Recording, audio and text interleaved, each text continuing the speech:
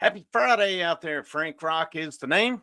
And today, football is the game. Tennessee gets another big commitment. Just a few minutes ago, Marion Dye out of Elkhart, Indiana, has committed to Tennessee's defensive lineman. Depending on which site you look at, according to 24/7 Sports, he's listed as 6'5", 260. According to On3, 6'4" and 3/4, about 268. He is a consensus four-star prospect across the charts. On3 has him as the number 40 overall. I guess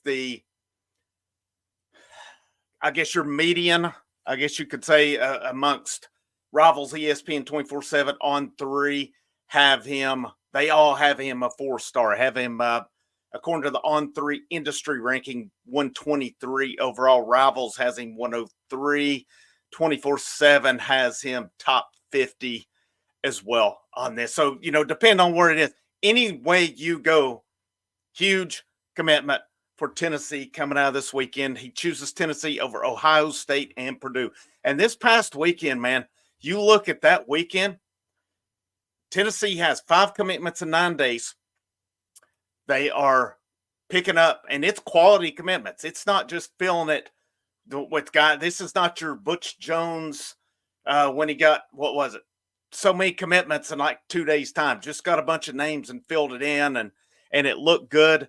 And like hardly anybody out of that ended up signing. I think Alante Taylor, which he was a year away, they end up having to re-recruit him in. But most of those guys during that time end up going somewhere else. These are quality commitments. They've built relationships with.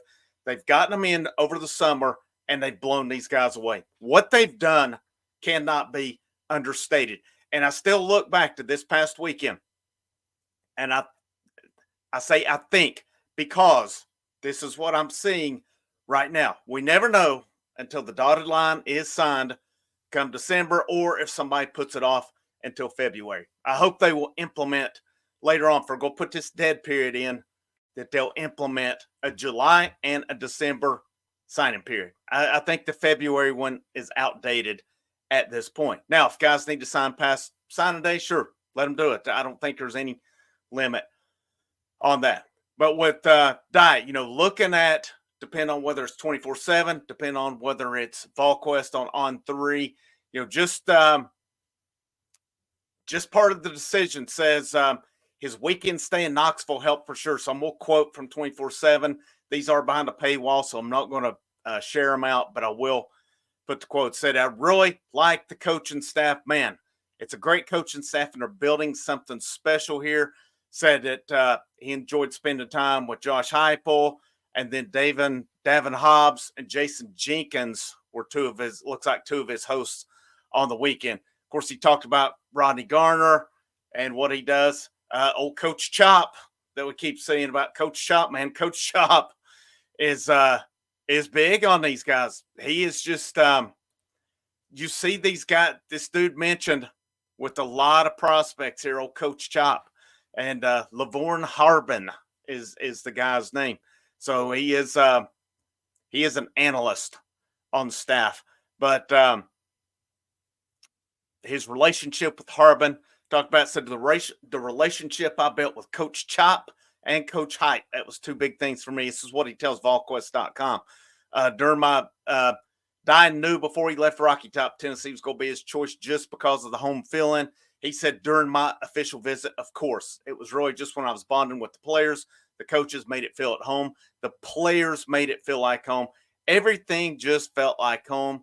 When I told them, they were probably more excited than me. I'm so excited and get there and get to work. I cannot wait. And again, old Chop again, he was big, and Dye talked about Chop, said he keeps it real with you. He's like a father figure for sure. He isn't going to tell you everything is right. He's going to tell you what you are doing wrong, and that shows he cares. That's really what stood out to me. He checks up on me and my family. It's not just about football. That was another big part for me, too. It just shows that he cares. And the bond with Josh Heupel helped as well. And, they asked him, what does he bring to the table now that he has committed? He said, I'm a hard worker, man. I'm a really positive person. I'm a hard worker. I'm a big guy, and I'm a real athletic I don't know. I'm assuming athletic guy. That is a big combo. So Tennessee keeps rolling. They got Trey Poteet a couple days ago. Of course, you had Nick Moore. You had Douglas Utu. They just keep on rolling, man. They keep rolling. Looking at their recruiting class right now in the team rankings, according to On3, Tennessee is now 11th with 16 commits. According to 24/7, let's see here. I'm all certain they were 12th in both of them prior to Dye's commitment. So, and they're actually up to 10th on 24/7. Now, you look at coming out of this weekend, I feel good about Travis Smith Jr. Georgia has 4 wide receiver commitments. Alabama, Tennessee, I think that's where it's going to go. Even though Smith did say when he talked to Austin Price, it's basically Tennessee and Georgia. I like Tennessee's chances on that one. Onus Konambanny, I think that's how you pronounce it. I think that's how I heard it right. And I apologize if I'm wrong on it. I think Tennessee's in good shape. Where does that one go? And I think because it's gone back and forth over. And a guy, of course, I mentioned that kicked off this string of commits was Charles House. Forgot about that one. But Shady Hayward, does Tennessee hold on to that one through the end of July? He's committing on his birthday, July 27th. From what I've read, Christian Gass, who visited this past week, Tennessee, very good shape with him. It'll be a Tennessee-Georgia battle, but Tennessee is in pretty good shape on that one from what I've seen. Tennessee's starting to get some projections, and I want to pull this one up here. I'm trying to remember how to pronounce it. Tom Loy for 24/7 has picked Tennessee to get, I think, Bashan Deshawn Bra, tight end out of Kansas. He announces tomorrow, and a lot of people was believing it was Oregon for him. He visited Tennessee 2 weeks ago. Tennessee blew him away. He did go to Oregon last weekend. The projections keep coming in, and he's ranked number 102 nationally. That Tennessee's going to get him tomorrow. And Loy's normally pretty good with his stuff.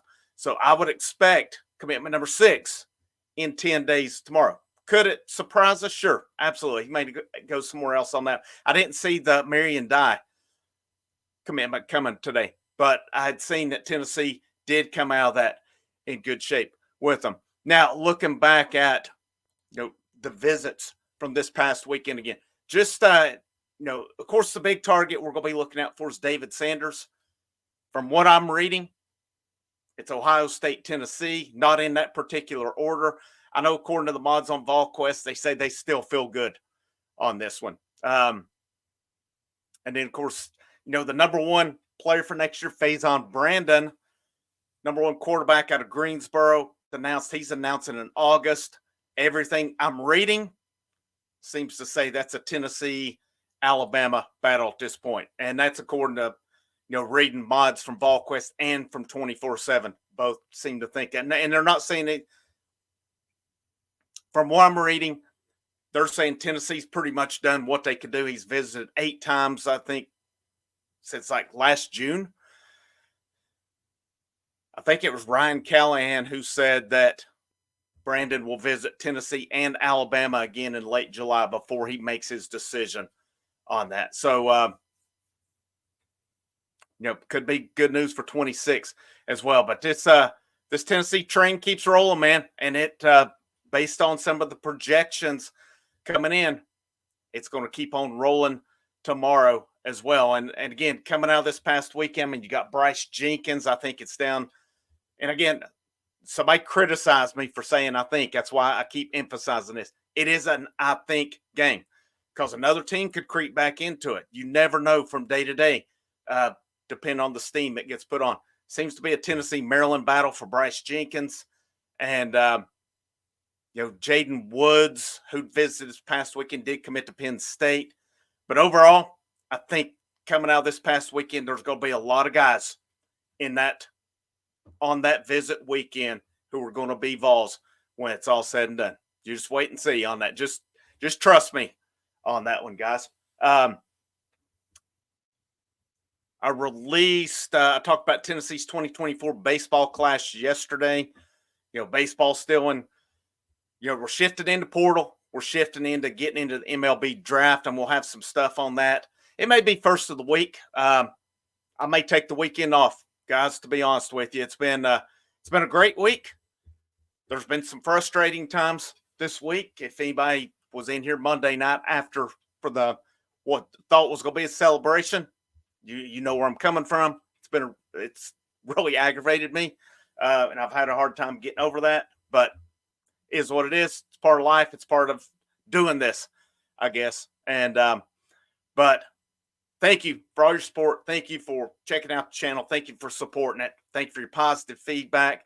If there's any constructive feedback stuff you'd like to see better, that as well. I know sometimes the mouth gets a little loose-lipped on live shows. I do need to fix that. I really do. That's not where I need to go with the channel for sure. But sometimes the Monday night show was tough. I cannot sit here and lie. It was very emotional because of the national championship. It was emotional because of getting basically attacked, which was uncalled for.